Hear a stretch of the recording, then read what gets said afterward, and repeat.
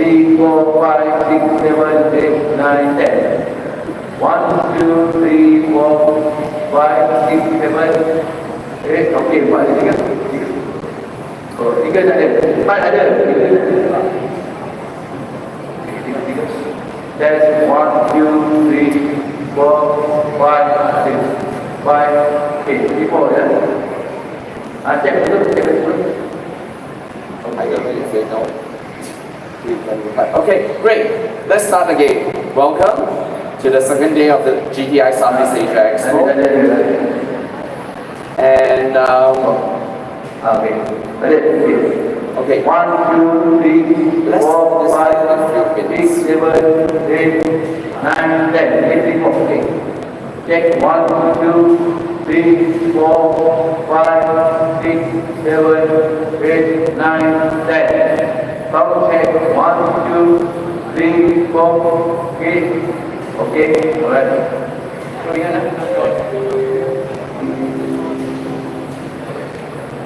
Okay, let's start a third time. Okay, so today is the start of the Asia Pacific Amusement and Attractions Industry Forum. This is something that we want to introduce, or rather I want to launch. It could be independent from the expo itself. Some of you were here yesterday during Mario Mamon's presentation on the 30th anniversary of Enchanted Kingdom. And if all goes well, we could move the second edition of the forum to Manila in October. So without much further ado, today's forum and tomorrow's forum is going to be facilitated by a good friend of mine. He's Sean McCure, and he runs Attractions Academy. He's an expert in the area of training and human, talent training for our industry, amusement park industry. And I'm going to let Sean come up and take the rest of the day. Thank you very much, Sean. Well, it's great to see so many people gathering in this early morning. This is a forum where we've got a great group of people that are going to give us a focus over the next 2 days. We know that there's a lot going on around us, so we invite you, whenever you're in here, come as close as you can to the speaker as possible. Feel free to leave if you need to leave. The speakers are expecting people to come and go. And we will have a time at the end of each session for questions and answers. And you're most welcome to approach each of the speakers independently as well. So first of all, we're going to invite Philip Whitaker to come forward. Philip is CEO of Nexa Entertainment. He's going to be focusing us today on what's new and trends in the amusement and attractions industry, and specifically here in Southeast Asia. So Philip has a lot of experience here in Malaysia, specifically 15 years of work leading attractions and businesses here in Malaysia. His business, Nexa Entertainment, is developing and operating immersive attractions here in Malaysia. He has a lot of experience specifically with themed attractions, resorts and hotels, who were involved with Kidzania, Kuala Lumpur, Singapore, Legoland in Malaysia, King Town and Thomastown, to name a few. He's also been involved in leading Sim Leisure Group and worked a lot of time with Village Roadshow Theme Park. So Philip is going to have a panel that he'll introduce shortly. So Philip, come to the microphone. Please introduce what's new and trends in our industry.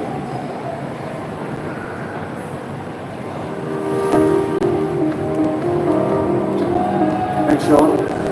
Have I got the clicker here? Sorry. 1, 2, 3, 4. No, just joking. Well, good morning, everybody. We're just going to get the technology sorted. Hopefully this works. Thanks, Sean. So this morning we're going to start off with doing a little bit of a round trip across Asia, particularly more Southeast Asia and China. So I'm going to give you a bit of an overview of some of the new attractions that you can expect this year and beyond. And we'll also be looking at some of the global attractions that are happening around the world.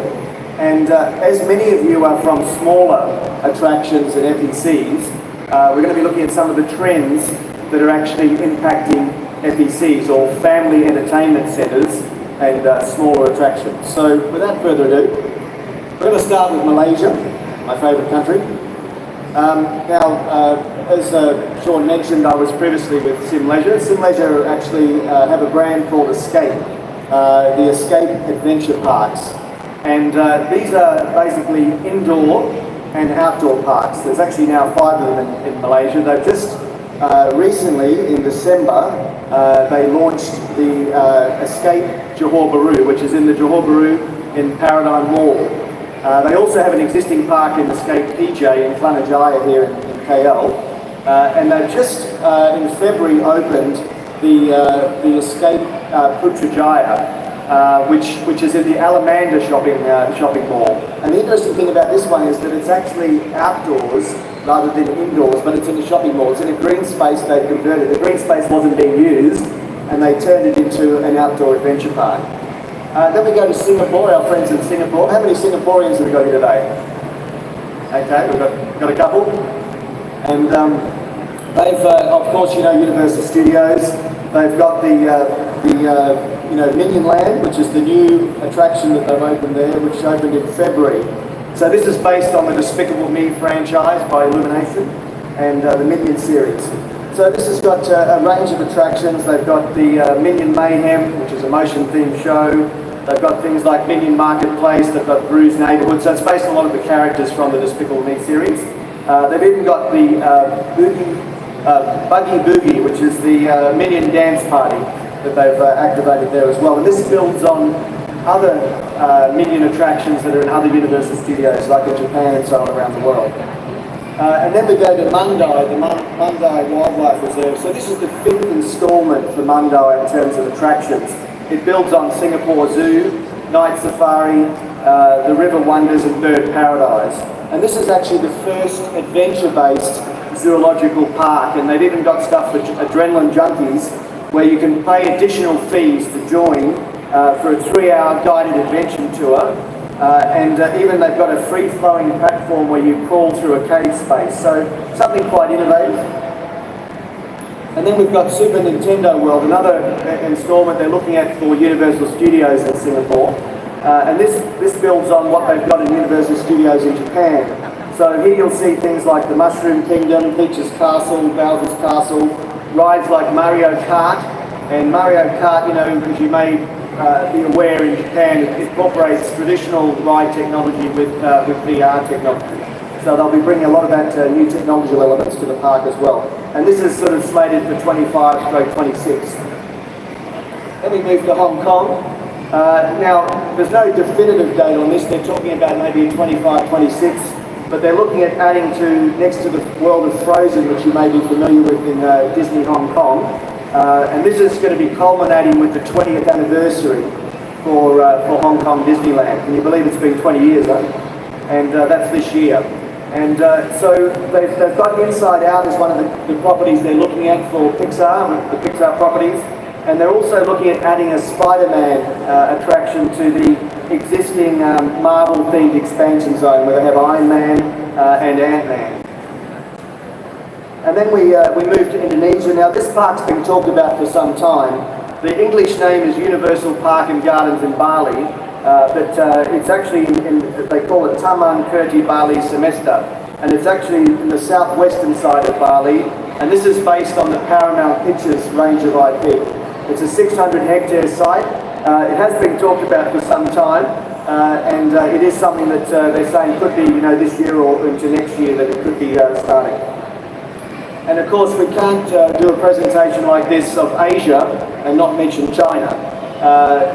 China's got a lot of things going on, and this is only a snapshot, but the first Legoland park in China is due to open in the summer of this year. And this will be the 11th Legoland park. Some of you may recall the first Legoland park, Legoland Malaysia Resort, opened in September 2012 here in Malaysia. So this will be the biggest Legoland park in the world when it launches. It'll have 75 rides. They'll be using 85 million bricks to build their mini land. and it'll have a 250-room Legoland themed hotel with 8 theme zones. And what's interesting is they're going to, for the first time, bring in some Chinese cultural related IP, one called the Monkey Kid Zone, which is based on a Chinese story, Journey to the West. And they'll have Watertown Lego Ride, which is, again, regionally inspired and is one of a kind, first of its kind in the world. And of course, they'll bring in the Dragon Coaster, which originally heralded from Denmark when they launched the first Legoland. Is another installment of the park. Now, not to be outdone with Legoland Shanghai, they're also looking at 2 parks they're building. One is in Shenzhen, and this will be at the end of 25. This is going to be in Daping Peninsula in Guangdong province. It's 584,000 square metres, huge park. It'll have 3 themed hotels, 100 rides and attractions, and it'll be targeting people from the Greater China and Hong Kong, Macau area. And then finally, the Legoland Sichuan Resort, which is in the Tinfu new area in Chengdu City. This is a $250 million US project, 10 themed areas, water park with 50 other attractions.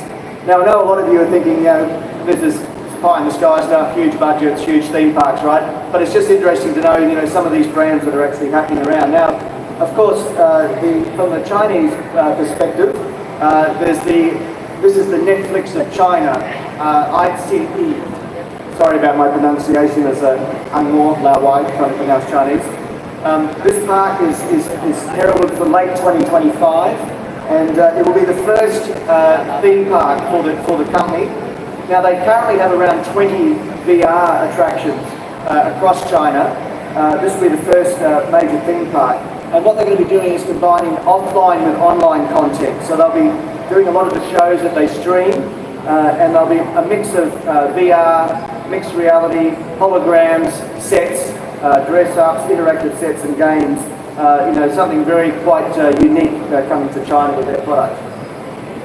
And then, of course, we look at brands like Peppa Pig. Peppa Pig is very, very popular in China. This is slated for 2027. It's got so far they've had about 10 billion views online of this project. It's been put together in Shanghai by Maxi Entertainment, a very big developer in China, an operator of theme parks, and they will be the local partner leading this project. Okay, so we've talked about all the big stuff. Now we're going to go into more of the FEC and the smaller attractions. So we've got, we see things like the integration of VR, AR, and mixed reality coming into FECs now, right? So everything from a hologate, you've probably heard of the hologate brand, the smaller type footprint, maybe a 4 to 5 minute experience in VR, through to things like zero latency, which is a longer experience, maybe a 10 to 15 minute experience. These sort of attractions are now coming into FECs, and they're also FECs in their own right. And then we're seeing a lot of theme parks, like I mentioned earlier, Mario's kart experience. That's also combining AR and VR elements. We see the rise of cashless and contactless systems.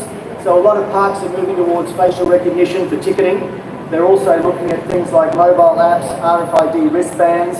And this is just improving the operational efficiency and the guest experience. And then we sort of see this focus on health and wellness now as well.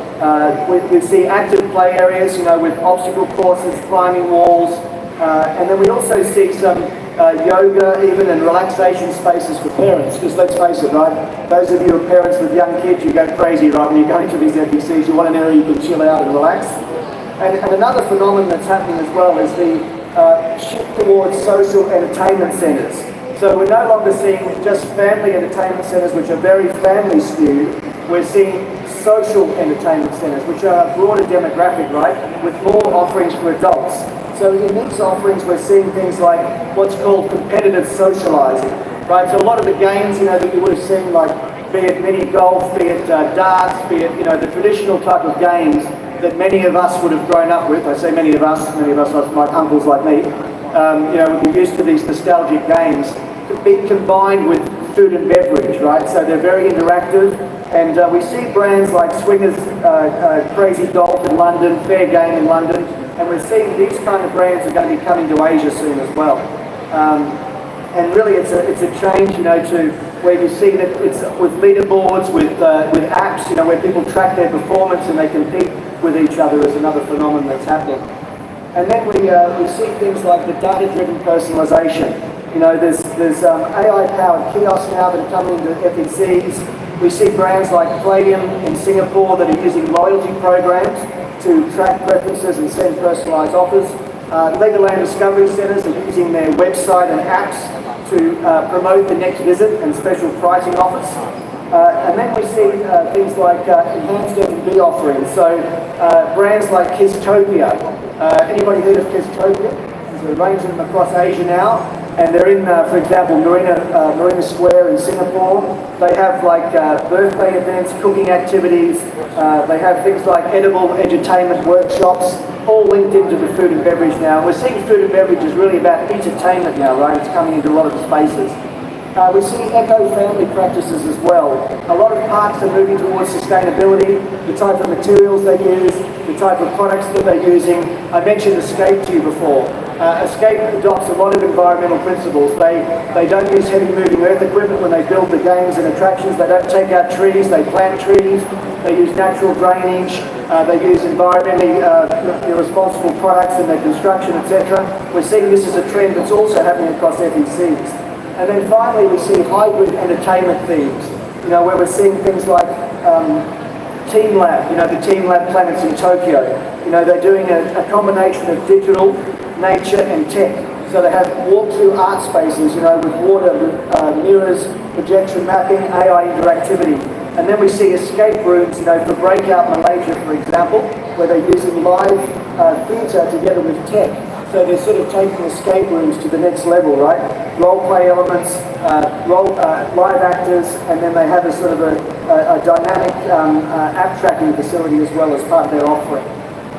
Okay, so another thing that's affecting FECs, because a lot of FECs are moving kind of from standalone buildings and facilities to malls, and the reason for that is that in a lot of cases, malls are dying, right? The younger generation do not buy retail at malls anymore, they buy online, right? And the only reason people are now going to malls these days is for entertainment and F&B, right? So that's because, you know, we're seeing an oversupply of malls, we're seeing the demand for retail spaces fallen. Like, as an interesting statistic, in Malaysia here alone, right, there's 25% of malls of their space is unoccupied. Right? A lot of them are losing their department stores, a lot of the anchor tenants are leaving, right? We're seeing in places like Singapore, Time Zone is taking over Isetan, brands like major department stores, right? This is a trend that's happening as well. You know, you've got, just in Malaysia alone, there's 1,060 shopping malls. You know, over 17 million square foot of space. You know, it's crazy, right? Who's shopping in all these malls? And in the States, they're saying that you know, now there's in the 1980s there was 2,500 malls. They say in the next 10 years there'll be 150 malls. Now this is a great opportunity for FECs because malls need to fill these spaces and they need to look for entertainment to fill these spaces. So if you're an FEC, you're in a good position. They're also losing, as I said, their anchor tenants, and the shopping habits are changing dramatically, and we're seeing these decreases in footfall. And we're also seeing the rise of entertainment as the new anchor. The entertainment is the new anchor in malls these days, right?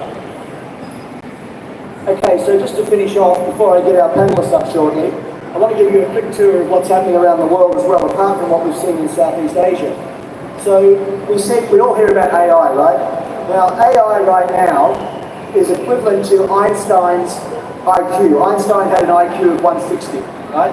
Now, maybe there's a few people here that have got an IQ of 160. Unfortunately, mine is well short of that. Sorry to say. But they're saying within 12 months, the IQ with quantum computing will be 10 times, 10x that, right? Pretty scary world we're going to now. Now, AI is also transforming the visitor experience. We're seeing that people like Six Flags are using generative AI to have a digital concierge service, which means that they've got essentially like a bot that's interacting with their customers when they come on the app into the park. We're also seeing that they've launched the world's most comprehensive AI drowning prevention system, using AI to actually prevent drowning in their water parks. We're seeing many operators now are using chatbots. When you call most of these call centers now, they're all chatbots, right? The first 3 levels of engagement are all basically computers. They're not humans anymore, right?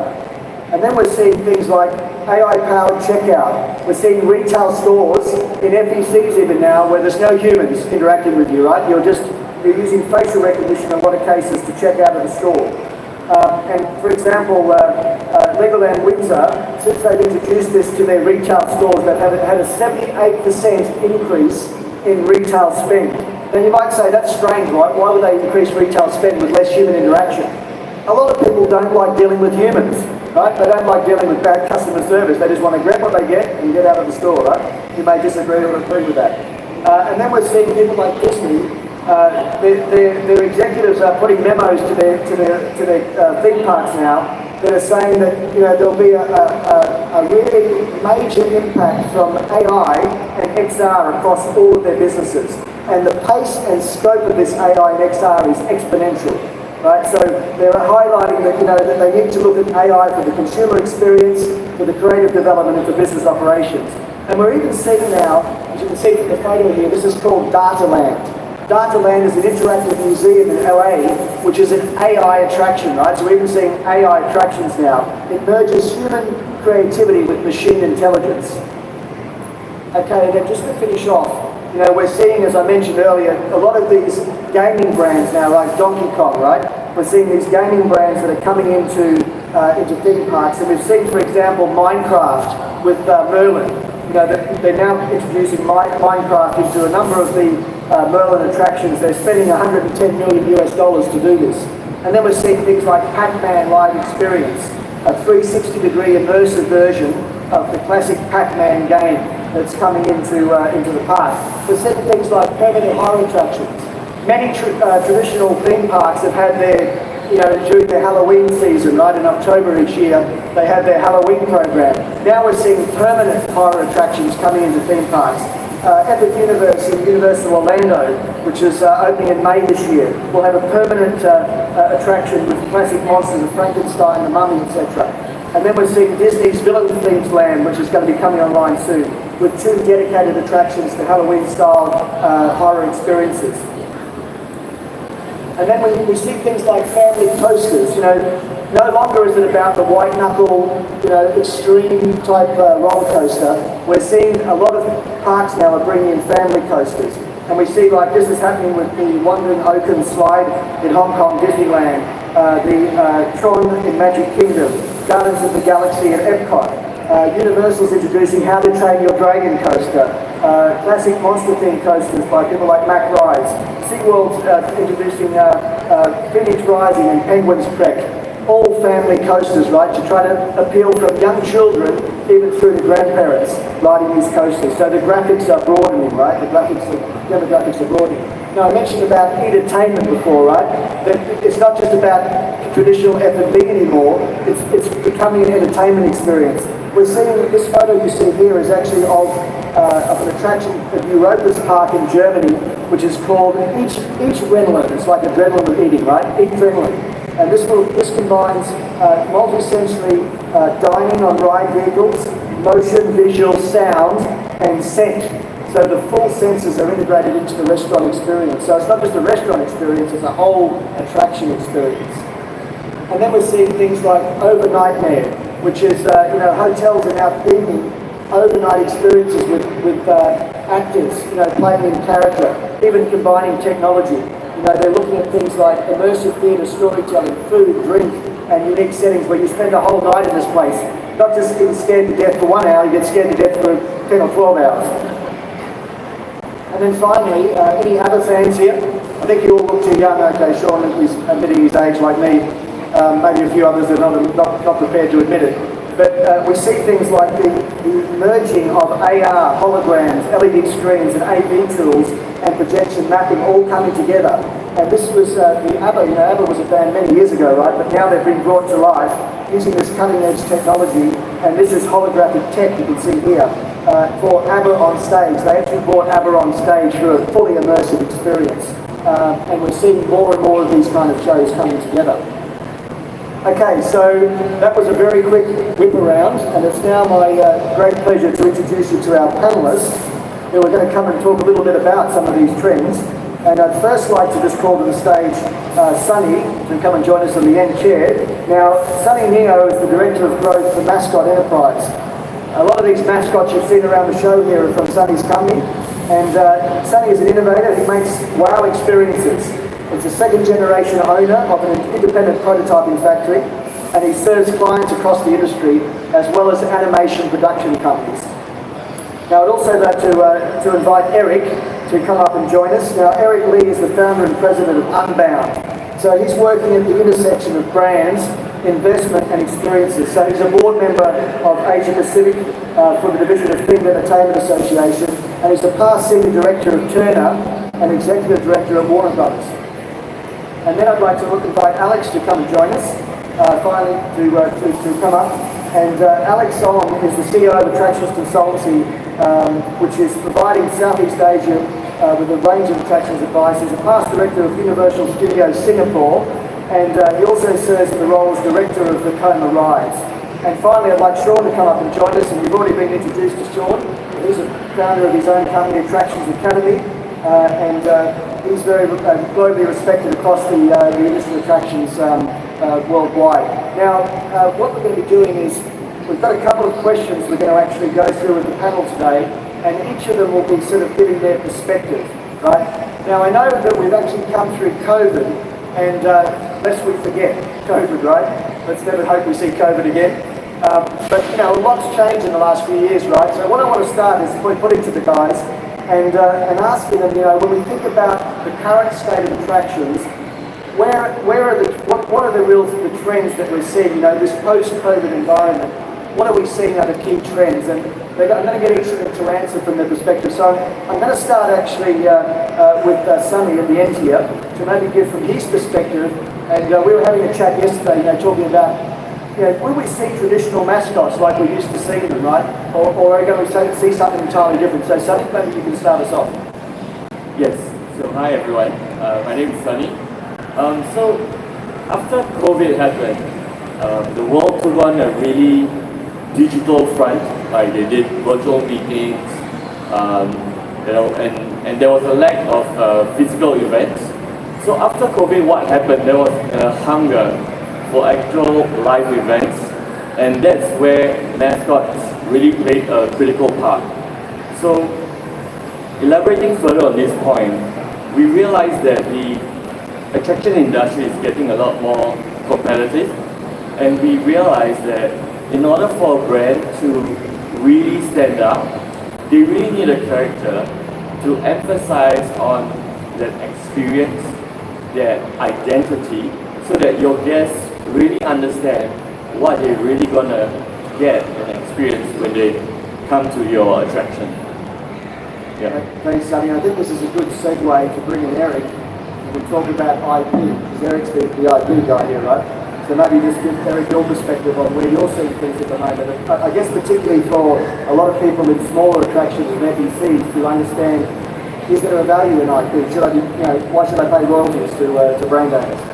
So there's actually a session going to be this coming Thursday morning. If anybody's interested in IP licensing, we have Natalie Chan from Hasbro and Kelly Koskin, who's a licensee based out of Southeast Asia as well. So we'll talk more on IP. But I think just as a general theme, IP is no longer a luxury. I think it's a strategy now. It doesn't have to be big blockbuster IPs. I think relevance trumps recognition these days. And so if you speak with your family, friends, kids, nephews, you know what's trending, and you don't need to go global anymore. I think it's very realistic to start thinking more local and what's relevant for your target audience. I think on that point, thanks Eric. I'll get Alex to maybe just give a perspective. We were talking yesterday as well about, you know, the traditional ride systems and the type of rides you see in FECs, for example, in theme parks. Will we see something different coming from that? In terms of large dry parks that we see these days, actually a lot of ride system companies and clients, what they're looking for right now is not mechanical systems. So mechanical systems are slowly phasing out. So all the electrical systems like LSM, body systems, limb systems are all coming in. So slowly we are phasing out more and more mechanical systems, bringing more electrical systems into our rides, so that number one, maintenance goes down, number two, you get a much smoother ride right through the tour experience. And the other thing we see in large or medium-sized, even FECs, is because of the heat in this area, specifically in Southeast Asia, so there's a lot of demand for indoor rides or indoor attraction systems because it's air conditioning, it's cool. So dark rides, interactive rides with VR, these are getting really, really popular, especially right here in Southeast Asia. And maybe if I just add on, Alex, I mean, if I'm an FEC, you know, I don't have a huge budget, you know, is it still possible to come up with appealing rides that can work within a small budget? Yes, of course, that is definitely possible. Because there are even small VR rides that you can hop on, hop off really quick. You know, it brings you a whole motion about a coaster ride in a very, very short time span. So that's definitely possible in a small footprint with a much lower budget. Thanks, Alex. And I guess this is you know, an interesting angle to bring Sean in. I talked about AI before, right? Now, AI is good, but we're not going to see a replacement of staff in theme parks, well, hopefully not. And Sean's the man in terms of looking at the people side of the attraction. So, Sean, what are you seeing, you know, in terms of coming out of COVID? There's a lot of challenges, right, with the business, and as we come out of that, what trends are you seeing on the staffing side, on the training development side? Yeah, Phil, right now there's three things happening throughout all of Asia, specifically Southeast Asia. And one of them is the focus on our guests and our staff when it comes to IDEA. The inclusion of staff, accessibility of our guests to our attractions, the equality in which all of the members of our team members are treated, and the diversity of the people that represent our staff. So that focus on IDEA is a really big focus. There's a lot of initiatives happening within big corporations, within the government sectors, that are demanding that each operation has that big focus on making sure that it's both accessible for everyone, but we're being inclusive when it comes to employing a range of people that represent the people that come to our parks. The other thing that's been a big focus right now in the region is the recruitment process. We're seeing a huge trend when it comes to using IT to facilitate the recruitment process and interview people from their home. So we're using software to put the questions to people, to have them record in their own time their responses to the questions, and then using a process where we're analysing their responses to actually screen who are the right candidates from that big pool of people that have put their names forward and their videos forward through technology. And the other thing that's happening on a group-wide process for people that are having mass recruitment of staff in our industry is that there's a big focus on throwing away their CV. This is specifically for staff members that are being candidates for the frontline service-focused roles. So they're throwing away the CV, they're bringing groups of people into the room, and they're doing group audition-type competency-based interviews, where there's literally 100 people in the room, and they're going through a number of competency-based activities that help them demonstrate, do they naturally smile? Are they a team worker? Are they confident? Do they have good proficiency in their natural language?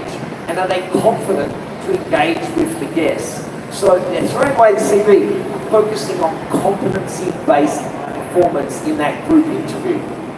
Thanks, Sean. Just to add on to that. So, like, you know, in Asia, there's a general perception if I'm working in operations in a theme park, I can't get any other job. But it's not seen as a career. So, I mean, what do we do about that? How do we kind of grow this, the importance of the industry and the career opportunities? And Phil, you touch on a really important point, because in Asia, generally mum and dad don't want their kids ending up working on the rides or working in the attractions industry because they can't see a career, a lifelong career in it. It is a huge challenge that we all have to face.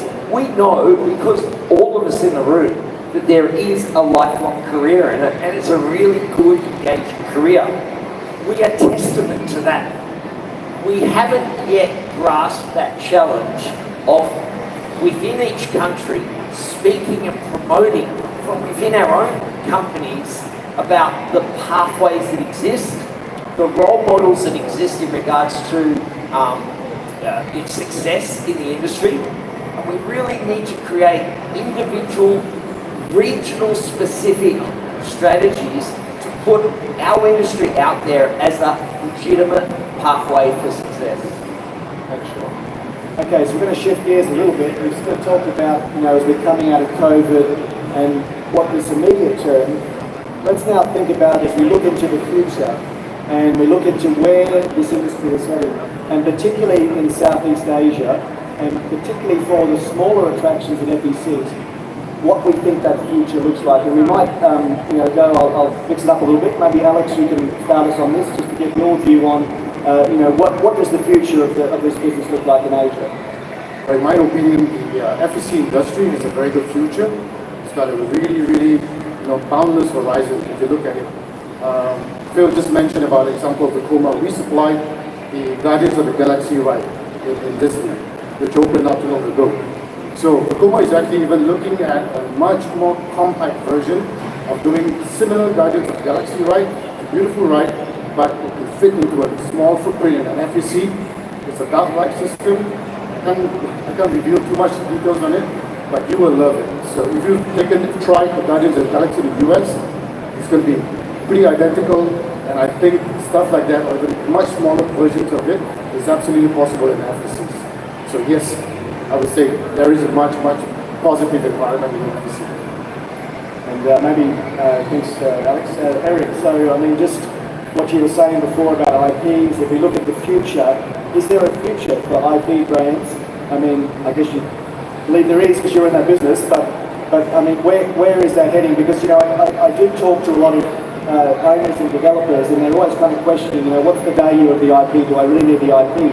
And as we look forward to this next 2 or 3 years, what do you see in terms of the emerging brands, particularly in Asia? Is there a bit of a decline on the Western brands and more into the Chinese brands, for example, or Asian brands? Where do you see that going? Yeah, it's super interesting because when people think of IP, they first of all ask how much, right? Oh, it must be expensive. And to Phil's point, it's no longer about going to these biggest brands anymore. You can look locally, and not just on the typical content side of things. Brands are coming out of consumer products. You've got things like Jellycats coming out. You've got Labubu from Hotmart. You've got brands coming from Roblox, from YouTube, from TikTok. These are all brands. These are all brands that have an emotional connection with your consumer.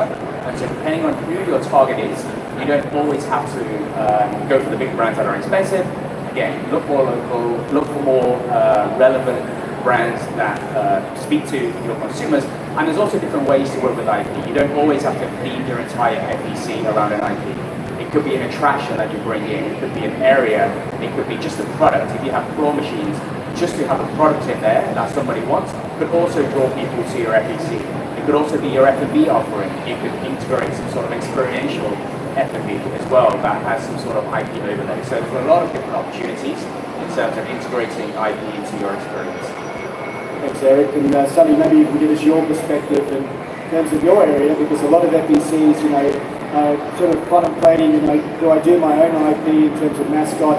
Do I use a third-party brand mascot? And where's that heading? Where's the interaction with? Where's technology coming into mascots and so on moving forward? Yeah, so that's a good thing you mentioned about technology. So one of the key challenges, I think a lot of attraction space is labor. A labor shortage, a shortage of talent. So getting into a mascot is actually really tiring. It's hot. So one very key thing that we are working on is to actually develop autonomous mascots. But I would say this is going to be a trend that it's going to take time to develop. But I would say it's going to be a move in a good direction to really help the attractions, to be a bit more lean and to really put manpower in the spaces. that really need thinking, and simple mascots would be autonomous. Thanks, Sonny. I guess just sort of segue to round up this question, Sean, like you're talking about, the challenges in Asia, a lot of the parents that are, for their kids, they don't see that there's a career choice, with theme parks and attractions, and they also, I guess labour is, as Sonny pointed out, is a real problem, right? Where do you see the future for operating attractions and FECs in terms of manpower and the challenges there? Look, I think that's a big question, and I think, unfortunately, it's going to be really challenging moving forward. Attracting staff, young staff, is going to be a lot harder as we move forward. And keeping staff, retaining staff, is going to be a lot harder. Young people are not going to hang around if you don't have your stuff together. Young people are not going to hang around if they're not treated well. And they're not going to hang around if they don't feel that what they're doing is of value and there's something bigger that your organisation is achieving as well. They need to see value with that and connect with it. So it is all about making sure that you've got development programs, development training in place, the right training, and that you've got all the dots and T's crossed when it comes to how you're operating a business, and you're operating it well, because young people are not putting up with crap anymore. And the future, they're not going to hang around. They'll just keep moving till they find the place where they feel like they're being valued and that it's of value to them. So that's a warning. We've got to start getting things right. I'm sure. Now I think we've got time to put some questions to the floor. Would anybody like to kick us off from the floor? Any questions, any burning questions?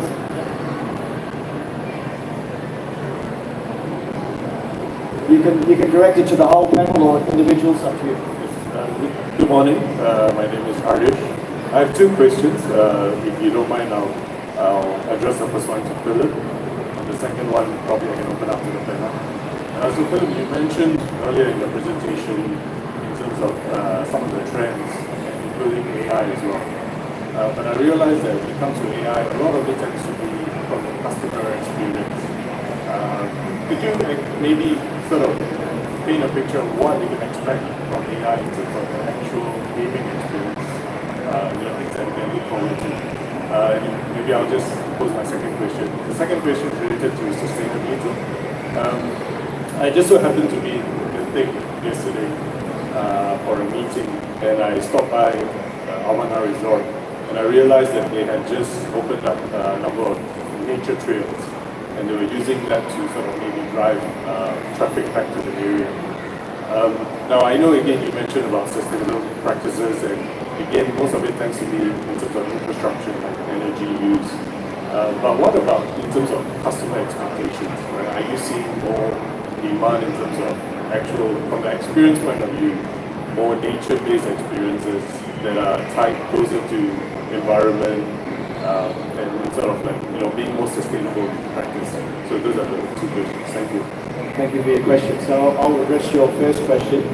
I think yes, a lot of AI is being used from a customer experience point of view, but it's also being used in many other areas as well. So for example, let's take the VR space, right? A lot of immersive VR, and we're going to have a session with Thomas will be joining us shortly to take us through. It's very much, it's very labour intensive. It's very expensive to produce a lot of the content, right? A lot of the films and so on. But we're moving now towards a space where, say, a film that would cost $200,000 to produce, within probably 12 months can be produced at $50,000, because AI can be used to actually generate the characters. It can create human-like movements, right? And it can actually even integrate into the storyline of the content. So it means that you can do things faster, cheaper, more efficiently. That's on the production side. On the back-end side of attractions, a lot of attractions now are moving, and Sean sort of touched on some of this, more towards a lot of apps and so forth, right? So whether it's a HR app, whether it's making a claim, whether it's giving you your pay slip, whether it's a lot of things that were done manually before at the back end are all now being automated, right? and you don't need as many HR staff, you don't need as many admin staff, you don't need as many, although I still see a lot of very big finance teams for some reason in attractions, but it's moving towards the back-end function where a lot of the mundane and labour-intensive tasks are being removed to ultimately free people up to have more time and engagement with the customer. So I don't think AI should really be seen as more of an enhancement rather than a replacement. Yes, it will replace a lot of the very mundane functions, but it's really about people still want a human touch, right? People still, like, even if we take things like VR, why is there so much, there's 15,000 VR attractions around the world, right? Now, you can go and buy a Quest headset for about $700 US now, a very high-end headset, it's wireless, you can get very good content, and you can do it in your lounge room. Why do you need to go to a location-based entertainment and pay 50, 60 US dollars? But people are still doing it, and it's over a $4 billion US industry, right, per year, because people still want human touch. They still want interactive experience. They still want to have that element, right, that they can't get purely from the technology itself. So I would summarise by saying AI is impacting production. It's lowering the cost dramatically. So we're going to see a lot of these dark rides and a lot of these things, apart from the mechanical elements, we're going to see a lot of the content costs come down, right? And we're going to see a big improvement in the content. And secondly, the back-end processes, right? We're going to see a lot more back-end processes going to be replaced with AI, so people are freed up from a lot of those mundane tasks. And finally, the customer experience side. So just like the example I gave with Six Flags, they're using generative AI, right? And generative AI is actually very human-like, right? It can anticipate, right? So it means that they have in-park concierge that can anticipate your needs. It tracks, right? You know, you've just been to this ride, you've got children this age, and this ride will be perfect. Direct them to that ride. So you're even seeing the small signs of that happening now in parks, and I think we're going to start to see a lot more of that. Yeah. Hope you guys have a question too. What is this repeat question two, do you remember? About customer experience, right? The second question was related to sustainability. So I think it was covered a little bit again in your presentation, but it was mentioned also in terms of, like for example, the use of energy. My question really was in terms of, from a customer's point of view, changing demands from the marketplace. Are there new experiences that are being curated that is more in line with environmental, inclinations towards environmental experiences rather than, just your typical rides, but being done more sustainability? I think when you look at the planning of an FEC or a theme park, you look at making sure that you plan for the right mix of attractions, which is spread across a whole range of ages and demographics and styles of interacting and experiencing. And I think the same happens within each region, that naturally, as the attraction industry in that region matures, that we see it naturally developing the same mix of attractions, of which some of them are going to be sustainable attractions, some of them are going to be, the hard rides and the artistic expression, interactive engagement, IT-focused attractions. We're still going to have the range of them, and each person will sample or focus on what they really like. But I think there's a place for it all, and as it matures, they just grow and it will reach its point where there's enough of it. I don't know if I've answered that. Yeah, I think maybe if I can just add on. I mentioned about the escape parks before, right? Now, the escape parks have no mechanical rides. They're all gravity fed. So, for example, there was 2 attractions that were built in the last 4 or 5 years. One was the world's longest water slide, 1.11 kilometres. And the other was the world's longest zip coaster, right? 1.135 kilometres. Guinness World Records here in Malaysia, right?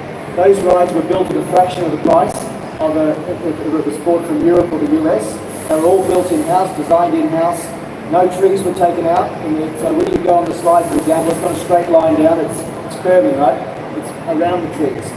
So that's very important to people as well. The skate parks planted 4,000 trees. So it actually provides natural cooling. That's less aircon needing to be used for buildings.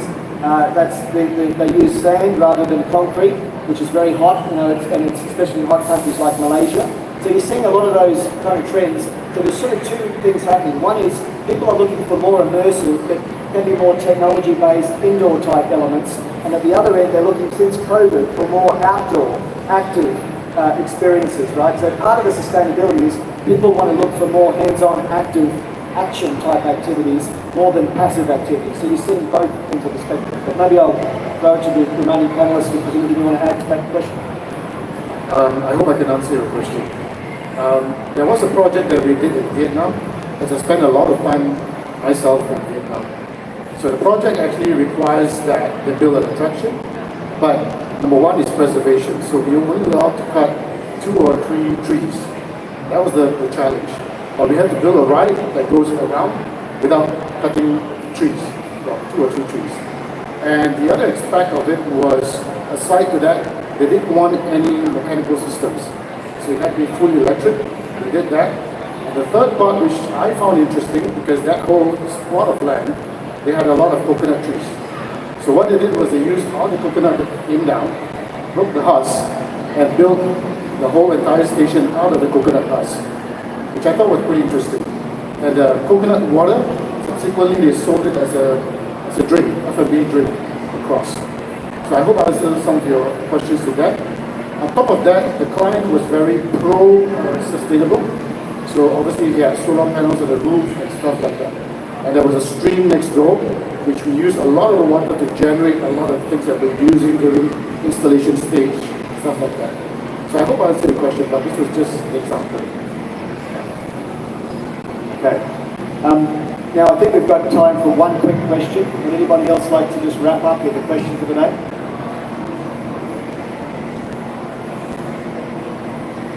No, you're all looking forward to your nutty lemak for breakfast. Well, I'd like to just, if you could give the panelists a hand. Thank you guys for your participation this morning. There will be some sessions following this throughout today and tomorrow, and a number of the panelists will be speaking. So you're welcome to come up and see any of us. If you've got any specific questions that you thought about but were too afraid to ask, we won't bite. Come and see us. We're very happy to share our knowledge. And thank you for your attendance this morning. Woody Allen once said that 90% of success in life is just turning up. So you're all 90% successful. Give yourself a clap. Thank you very much.